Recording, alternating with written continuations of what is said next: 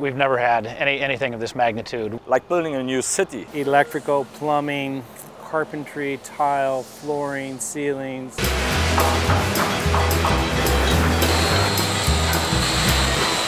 More than 200 subcontractors right now. Americans here, we have Estonians, Poles, Portuguese, Finns, Swedes. So all together, way more than 300 people. Probably 500 people.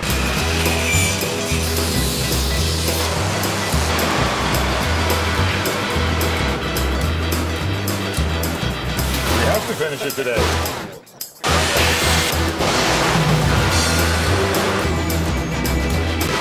She's been here for nearly 5 months. An enormous amount of work has taken place. We've created the strongest ice-reinforced ship you can imagine. The reinforcement is the whole length of the ship, from the bulbous bow all the way to the stern extension. It's from above the waterline 1 meter and all the way down to what we call tank top, which is actually the bottom of the ship. But the engine room has a very special reinforcement because it's a sensitive area. Very thick plates and double framing. So that's in the super ice class.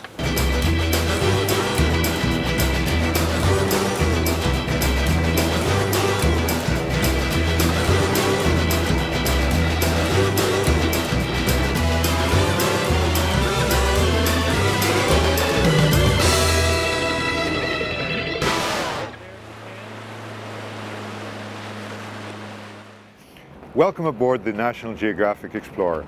This is a ship that has many, many years, 50 years of experience built into her hull. We've had captains, expedition leaders, chefs, architects, designers, historians, naturalists, all trying to figure out what would be the best possible expedition ship for the 21st century. I think we've accomplished that. I think this ship is the most capable, the strongest, the most attractive, the most comfortable expedition ship afloat. And we'd like to show you around a little bit, and hopefully we'll have the chance to welcome you aboard her one day.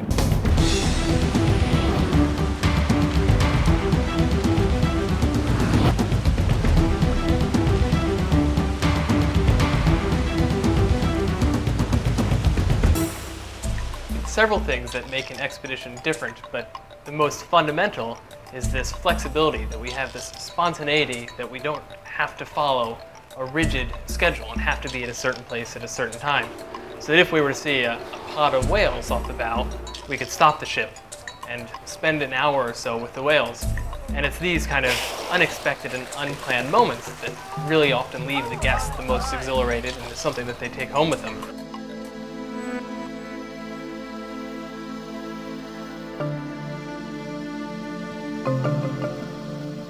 So this is where expedition and extreme comfort kind of meet.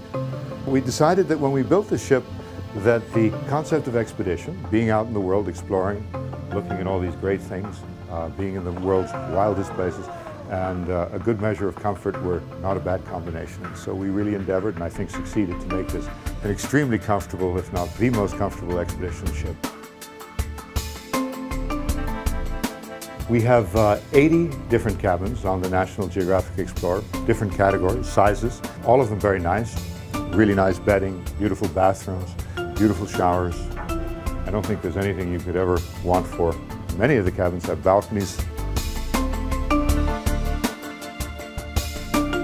We have a lot of people who travel with us solo, so we actually built a lot of cabins on this ship purposely for people traveling on their own. I think without question this is the most comfortable expedition ship on the high seas.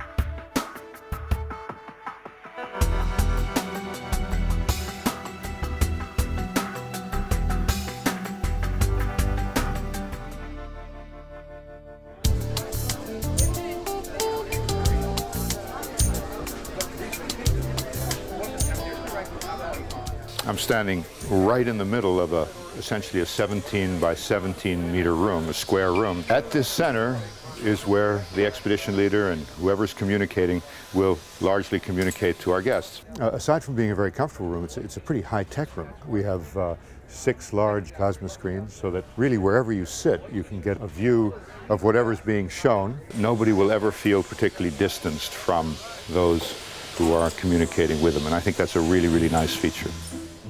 So this is the bistro bar, just an alternative area for having dinner.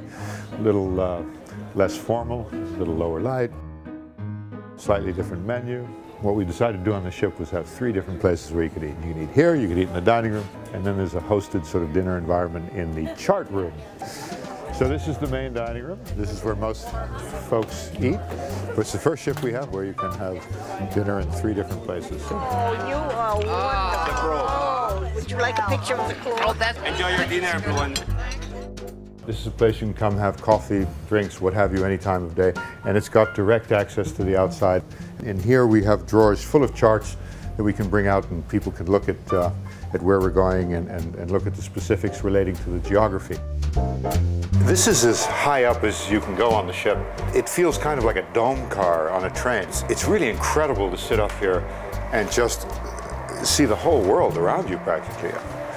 And then here we have our library, incredibly well stocked, but also in an incredibly beautiful part of the ship.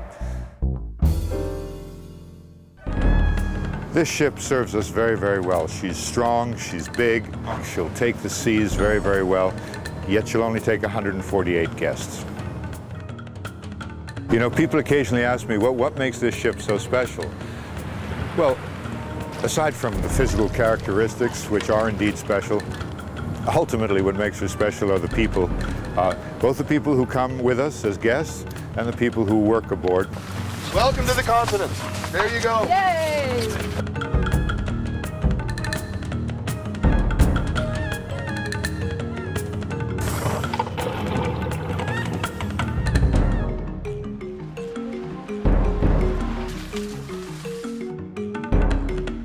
She's the finest expedition ship afloat for a whole variety of reasons, but you'll have to come on board to find out.